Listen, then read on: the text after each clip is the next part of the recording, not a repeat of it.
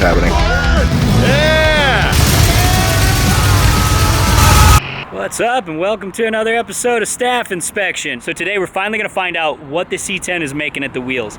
Been building this thing for like 8 months now. It's been a very long process. It's been a very rewarding process, but now it's time to put a little power to the pavement and see what she does. We're getting ready to head out to EAS in Anaheim. They have gracefully allowed us to roll this heap into there amongst all their BMWs and Lamborghinis and everything else that they normally tune. So before we head out to the dyno, I do want to take a moment to talk about Cove. These dudes have supported us for a long time now. You guys are already familiar with the commuter speaker. It's been in a bunch of episodes. I mean, Bluetooth function. It's got the X-Bass subwoofer. You can take calls on it. You know, works from 30 feet away, all that good stuff. But this is something I've actually been using for the last couple days as I've been test driving my truck. They just came out with these. These are their new Solitude noise canceling headphones. Active noise canceling, super comfy. They have Bluetooth functionality, but also there is a port so you can jack in a traditional 1/8" headphone jack. They have a microphone for hands-free calling, and they are USB rechargeable. They also fold up and come with a little travel pack. You know, you can take them anywhere. The coolest part about these is you can make calls and listen to music for up to 12 hours on a single charge.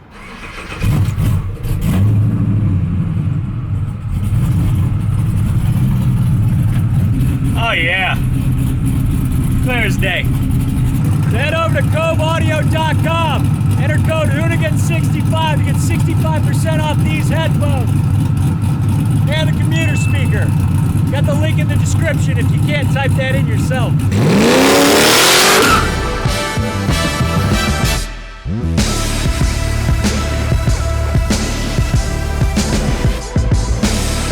We're over here at European Auto Source, one of Vinny's homies, obviously Beamers for days out here. We basically want to see what kind of power numbers it's making at the rear tires and then do a little bit of wide open throttle tuning. Our buddy Casey, mail order tuner, is actually going to be phoning it in, taking the helm and going over my computer and making sure everything's fine. He's actually the one that set this thing up from the factory or from Texas Speed when it came out to me. I drove it here, so this is the first time I've actually done any highway driving. The thing got 20 miles to the gallon. It's insane. Curious to see what it actually puts down, how much power we're losing through that Gearstar Pro 4L80 and this Currie 9" in the rear.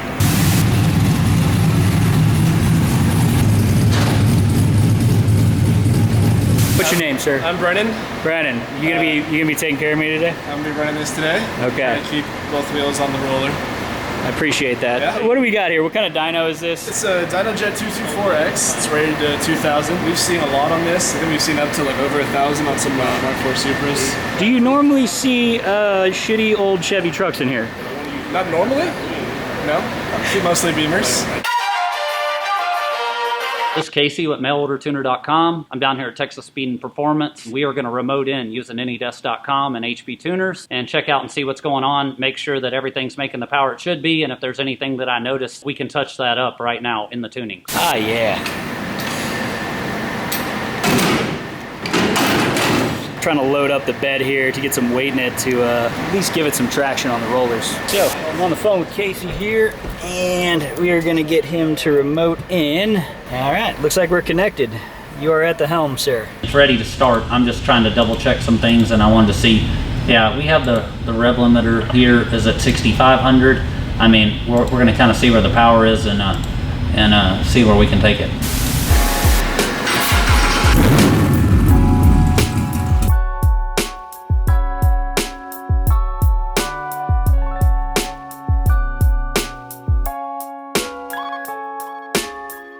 Yeah, tell them turn it off and I'm gonna flash it one more time and then we're gonna kind of move forward. I just want to look through these tables and make sure we don't have anything kind of crazy here. All right, so Casey has flashed a new tune, adjusted some fuel, so now we're gonna start it and see what you do now.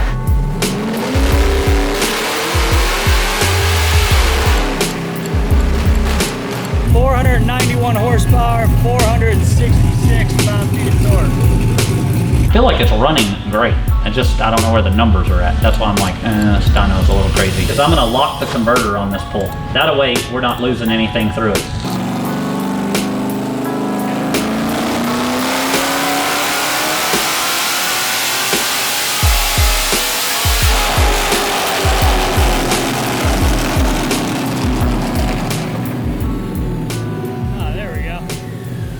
512, 480.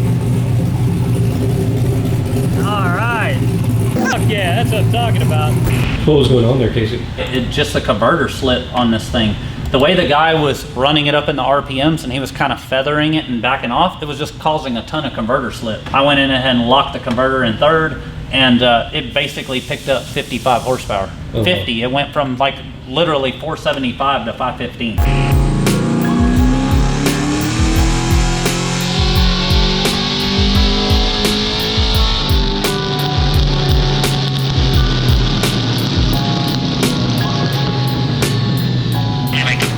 Minor adjustments here that we can see. Let's flash this, and we're gonna let it cool down for 15 minutes. Keep the fan on it, and see if we can make a power pull and get us where we need to be.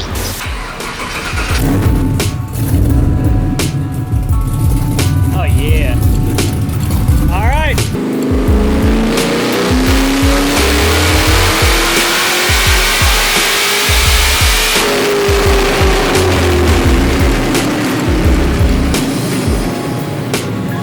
.530 horsepower, 492 pound-feet of torque. The curve is what is important to me here. Nice and fat, and everything's looking squeaky clean on the air-fuel ratio. It's also 93 degrees out with 20% humidity. Not bad. So our initial pull on the dyno today was 515 horsepower and 480 foot-pounds of torque. That's about 25 less than I expected, maybe 30. Shooting for 550 wheel. Started to lean on it a little bit, clean up the air fuel.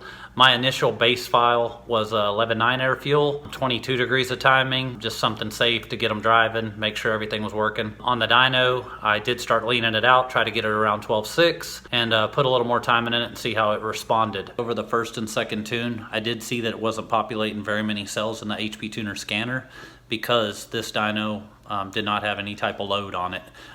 With the loose torque converter and the dyno not having any load, they were spinning it up 2.5 to 3 seconds and not getting very much data. So we went back, we did turn on 10% load on the dyno, locked the torque converter, and it just started to become a much more accurate. We were able to see immediate changes from locking the torque converter and obviously applying that load, and over 45 horsepower gain just locking the torque converter, so that was excellent. The reason why we apply that load is so it simulates the road, especially in a heavy truck like this. It'll simulate the road, it will populate all the cells just like you're driving it down the street. Putting it on unloaded dyno and just flooring it to get numbers, there are people that do that. But if you're accurately trying to tune something, a loaded dyno is definitely the way to go. Obviously this thing's still a ripper, 650 NA horsepower in a truck. It's awesome. All right. Oh yeah, baby. Back in business. Our dyno session worked out good. We were able to get some pretty decent numbers in. Shit, we got the Olds 98 back. But more importantly, I saw my buddy Mitch just showed up. Got some choice goods to finish off the C10 here, so. What up, big dog? See you, brother. Hey, let me park this boat. So, if you haven't seen this car yet, go check out the VHS episodes where we head up to Woodward Dream Cruise in Michigan. This went the whole way. But anyway, back to the important stuff. What up, Mitch? Good to see you, man. Good, man. Brought the K5 out? Oh, yeah. Hell yeah. Hell yeah. So my buddy Mitch here, he has Squarebody Swap Meet on Instagram. That's right. Yeah, he helped me get some choice parts for this thing, like my gauge bezel. I got some new corner windows we still got to install. A couple other things though, we just didn't really have time to cover in the last episode, but you've got... He's got it today, man. Dude, you've got the one thing I've been searching for. Rear bumper, brother. Damn, hell yeah. Okay. And this will work with the bracket that's off of this one? No, this brackets essentially will go like this. Okay? And grab both sides. Now, some guys hang it with just the outer brackets and just run the forward. Now, when it comes to the two in the center, well, some guys will use these brackets, drill them out a little bit. Boom, boom. And then to the frame. Hell yeah. Oh yeah, well I appreciate it. Oh yeah. Dude, anything, this rear bumper weighs easily 60 pounds, if not more. They're heavy. They're unforgiving, man, but we're gonna look good. It's gonna look good on the truck. So we're gonna take this little time, we're gonna get this bumper off, slap on the new one, and see what she looks like.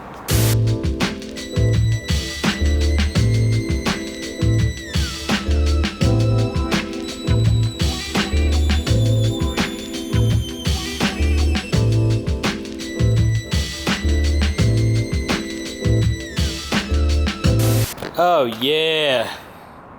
So there you have it. Thing lines up perfect. Looks right. It's, you know, it's got that little bit of wear to it. You know, it just looks spot on with the truck. One of the things about this is, you know, if you have stuff that looks too new and, you know, everything isn't new, it starts to look off. Like, I mean, I'll just point it out, like these side markers, right? These are brand new. They stand out like a sore thumb. You know what I mean?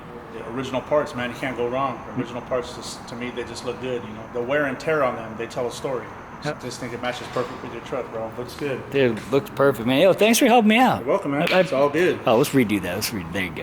So he'll have this bumper up, Squarebody Swap Meet on Instagram. So if you want that, you know, you'll be able to pick that up from him. So get it going. Hey, get you a piece of the C10. There she is. So there you have it. Culmination of about 8 months of long nights after work, trying to learn this whole game of, I don't know, building a truck. It's been a hell of a ride. Obviously, no project is actually ever truly finished, and there's so much more to do on this truck. But fact of the matter is, it runs, it drives, it stops, it's functional. Gonna be time for some burnouts very soon.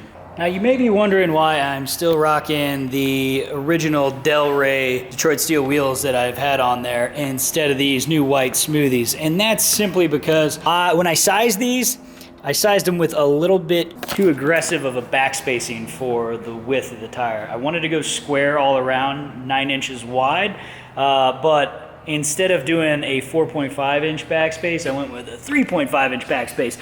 And the whole reason for that was I just measured it wrong, but I wanted to take and get rid of this like massive wheel gap that you see on like every C10. I wanted to just bring it out to where it'd be flush and still work with the suspension and everything. But went a little too ham on that. So I went ahead and ordered some new wheels. So now I just basically have 2 sets of rears. Basically, in order to get the fitment right for the front, I had to go with a 20x9 with a 4.5 inch backspace. And that actually sets it up just where you need it to be. I'll still need to do a little bit of cutting on the back of the fender, but that should set perfectly so we don't have, you know, that going on, which is, yeah. So there you go. It's been a fun ride. It's been a long one, and I appreciate each and every one of you following along and watching me fumble around with trying to figure this whole thing out. Big shout out to everybody that's lent a hand in getting this to where it is now. Wouldn't have been able to do it without you, especially guys like John and Josh who've been here, you know, super late nights all the time, bringing 18 packs of Modelo's and pizzas and tacos and stuff so I could survive. Ralphie, Mitch, Casey for tuning this thing, Mullet Mike, everybody at Texas Speed for answering all the dumb questions I've had over the past, just making sure stuff's right. Zach at Gearstar Pro, Caden Anderson, Rick and Ryan from Vintage Air, Big Dave, and everybody at Hoonigan, especially Casey, who's dealt with me having my truck in a bay for basically most of the year. Thank you all so much. And the next time you see this, it will be engulfed in tire smoke. So, on that note, that's a wrap!